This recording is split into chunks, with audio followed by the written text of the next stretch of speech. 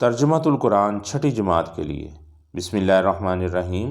آج ہم سورہ فلق کا مطالعہ کر رہے ہیں۔ قرآن مجید کے آخر میں 2 صورتیں ہیں جنہیں معوذتین کہتے ہیں، یعنی 2 پناہ دینے والی صورتیں۔ ان صورتوں کے ذریعے ہم اللہ تعالیٰ کی پناہ حاصل کرتے ہیں۔ حضرت محمد رسول اللہ خاتم النبیین صلی اللہ علیہ وآلہ وصحبہ وسلم یہ دونوں صورتیں ہر فرض نماز کے بعد اور رات کو سونے سے پہلے پڑھا کرتے تھے۔ آپ طبیعت کی ناسازی کے موقع پر بھی دونوں صورتوں کو پڑھ کر اپنے اوپر دم کیا کرتے تھے۔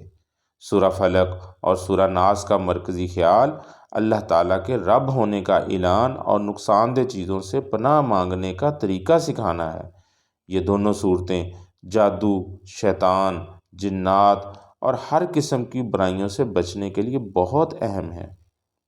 سورہ فلق میں اندھیری رات، جادو اور حسد وغیرہ کی برائی اور نقصان سے اللہ تعالیٰ کی پناہ حاصل کرنے کی دعائیں سکھائی گئی ہیں۔ سورہ ناس میں بتایا گیا ہے کہ برائی کی طرف بلانے والے انسانوں اور جنات کے مقابلے میں اللہ تعالیٰ کی توفیق سے فتح حاصل کر سکتے ہیں۔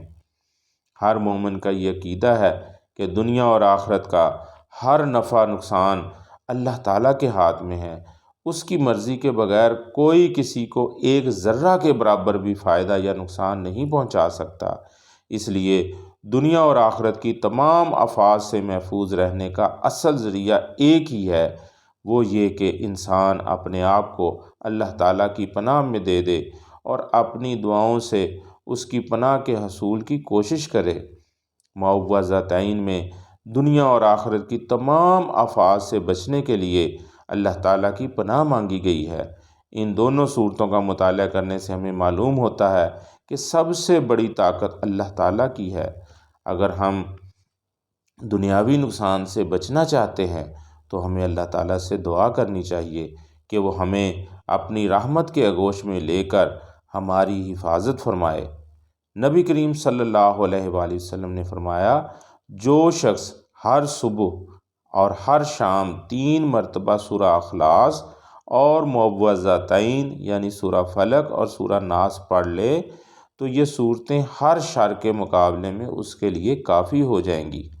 چلے ہم سورہ فلق کا تلاوت اور ترجمہ سماعت فرماتے ہیں۔ اعوذ باللہ من الشیطان الرجیم، بسم اللہ الرحمن الرحیم، قل اعوذ برب الفلق۔ اے نبی صلی اللہ علیہ وآلہ وسلم، آپ فرما دیجئے میں صبح کے رب کی پناہ میں آتا ہوں۔ من شر ما خلق، ہر اس چیز کے شر سے جو اس نے پیدا فرمائی۔ ومن شر غاسق اذا وقب، اور اندھیری رات کے شر سے جب وہ چھا جائے۔ ومن شر النفاثات فی العقد، اور گرہوں میں پھونکے مارنے والیوں کے شر سے۔